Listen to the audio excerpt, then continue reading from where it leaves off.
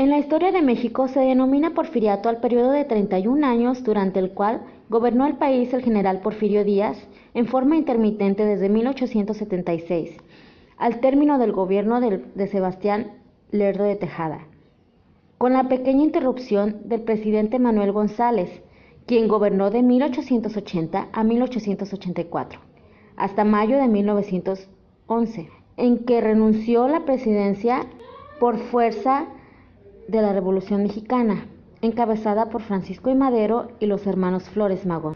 Fue un periodo de estabilidad y mucho progreso económico en el país, pero también con severas desigualdades sociales y pobreza, que terminaron con el inicio de la Revolución Mexicana.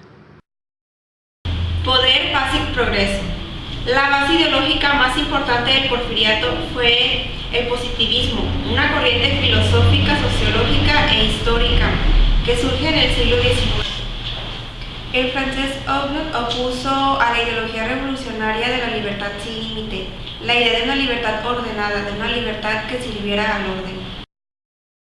Los beneficios que el porfiriato trajo a la nación fueron los siguientes. Creó la red ferroviaria más importante y extensa en ese entonces del país. Le dio mano dura contra el bandolerismo, que significa que castigó con firmeza a los asaltantes de caminos, asesinos y criminales en general. Estimuló el comercio exterior, así como el ingreso de empresas extranjeras al territorio nacional, con el fin de fortificar la economía con la creación de nuevas leyes, tales como el Código de Comercio. También logró la suspensión de la deuda externa con Estados Unidos, Francia e Inglaterra. Hubo mejor comunicación por los ferrocarriles, cuya red de vías se extendió, aunque la preferencia iba más hacia los Estados Unidos. La fuente de energía se cambió del carbón a la electricidad. Se edificó también el Palacio de Correos, la Rotonda de Hombres Ilustres. Se fundó la Universidad Nacional Autónoma de México con su rector, el licenciado Justo Sierra.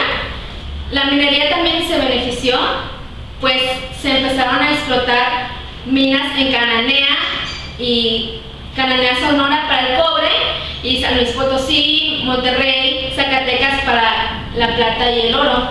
La Bolsa Mexicana de Valores había alcanzado un incremento a la tasa anual del 23%, mientras que se instituyeron 19 bancos en distintas entidades del país.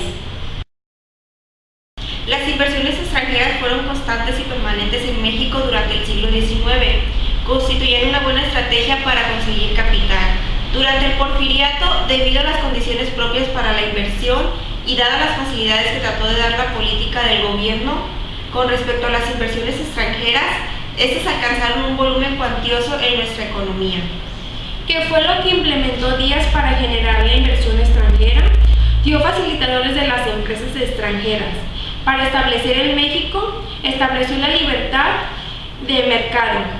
Impartió el capitalismo, reprimiendo cualquier acto de rebelión propuesta en contra de estos medios de violencia. La educación de Justo Sierra. Justo Sierra llegó a ser historiador, maestro, periodista, filósofo y poeta. La educación de Justo Sierra fue intensa durante el régimen de Porfirio Díaz. Interesado en la educación, colaboró con Joaquín Baranda y Justino Fernández, ambos ministros del entonces Ministerio de Justicia e Instrucción Pública, el primero del año de 1882 a 1901 y el segundo de 1901 a 1904. Profesó la filosofía positivista hasta por lo menos el año 1910. Sierra se propuso realizar dos cosas. La primera consistía en transformar la escuela primaria de simplemente instructiva en esencialmente educativa, con la participación directamente del Estado. La segunda era la de organizar los estudios superiores. En la ley de 190 promulgó de una manera más concreta y fundamentada su pensamiento educativo. y con ella pretendía alcanzar el primero de sus objetivos.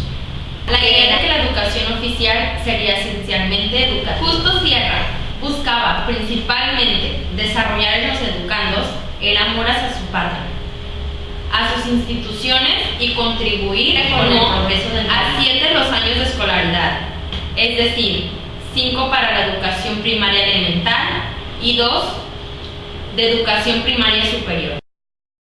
La alta sociedad, compuesta por políticos, capitalistas, criollos y extranjeros, eran los dueños de haciendas, minas, fábricas, grandes comercios. También formaba parte de esta clase el grupo conocido como los científicos, que era el grupo que rodeaba a Díaz y que estaba encargado de las decisiones políticas del país. Los mismos de antes, 830, eran los dueños de casi toda la totalidad de las tierras del país. De estos, solamente 8 poseían una superficie mayor, todo el territorio de Costa Rica, Panamá, Haití y El Salvador. Campesinos eran la mayor parte de la población de México y junto con los proletarios vivían en condiciones de miseria y soportaban toda clase de injusticias. Los mismos de antes, 12 millones. Burguesía nacional. Este grupo estaba compuesto por agricultores y rancheros, comerciantes y empresas mineras e industriales. Clase productora del naciente capitalismo. Pequeña burguesía. Se conoce como la clase media. Estaba compuesta por los dueños de comercios en pequeño e industrias medianas, burócratas, maestros, profesionistas, periodistas, etc. Esta clase era nueva y tuvo gran importancia en el aspecto económico como en el político, pues muchos de ellos habían de contribuir con sus ideas y aportes a la transformación social del país y que culminó en el proceso revolucionario de 1900. Proletariado también era una clase nueva, estaba conformada por la clase obrera, producto de la industrialización del país. Las condiciones laborales de este grupo eran deplorables y los salarios eran prácticamente de hambre. No es de extrañar que precisamente con las huelgas de Canea y de Río Blanco diera inicio el proceso de la revolución de 1910. Las tiendas de raya eran un establecimiento de crédito para el abasto básico ubicadas junto a las fábricas o haciendas, donde los obreros o campesinos eran obligados a realizar sus compras. Se dieron a conocer como tiendas de raya, pues la gran mayoría de los trabajadores eran analfabetas, y en el libro de registro de pago de nómina ponían una raya en lugar de su firma. Estas mismas eran propiedad de los patrones.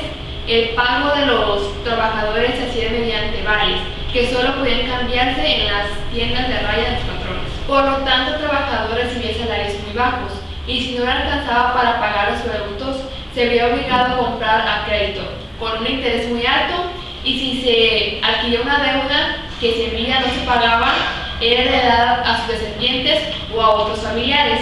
El trabajador no podía cambiarse de hacienda o fábrica sin haber saldado la deuda. El uso frecuente de los patrones era causado por el analfabetismo de los trabajadores, que eran engañados al momento del pago de salarios y el cobro de deudas.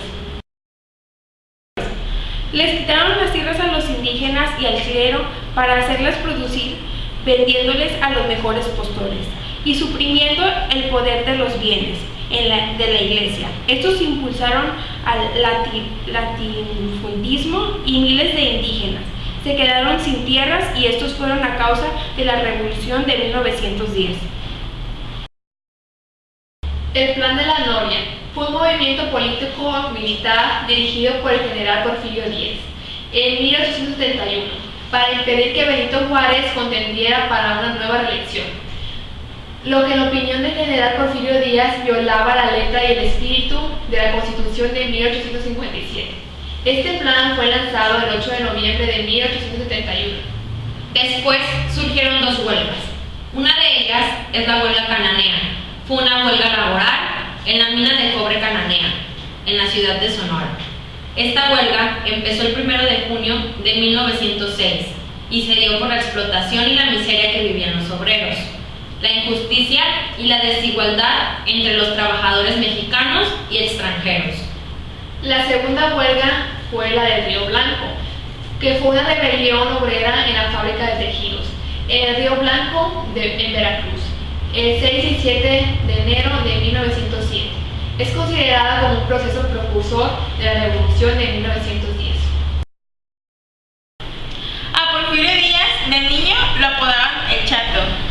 Más grande, lo llamaron El Llorón de Icamole, debido a la derrota del 10 de marzo de 1876 en Icamole, Nuevo León, contra Mariano Escobedo. Era aficionado a escalar, le encantaba hacerlo en las pirámides de Teotihuacán, incluso lo hizo hasta sus 70 años de edad. En la Ciudad de México inició la creación del Hospital General como una obra verdaderamente impresionante a principios del siglo XX. Entre sus aficiones se encuentra el juego de naipes, el billar y el boliche. Incluso mandó instalarlos en el castillo. Su padre murió por la epidemia de cólera que atacó a Oaxaca y quedó huérfano a los 3 años de edad. Se dice que el grito de independencia se daría el 16 de septiembre en la madrugada, pero lo cambiaron al 15 para que se juntara con el cumpleaños de Porfirio Díaz. Trabajó como zapatero, carpintero y maestro de latín. Abandonó sus estudios de leyes en el Instituto de Ciencias y Artes de Oaxaca para luchar en defensa del Plan de Ayutla.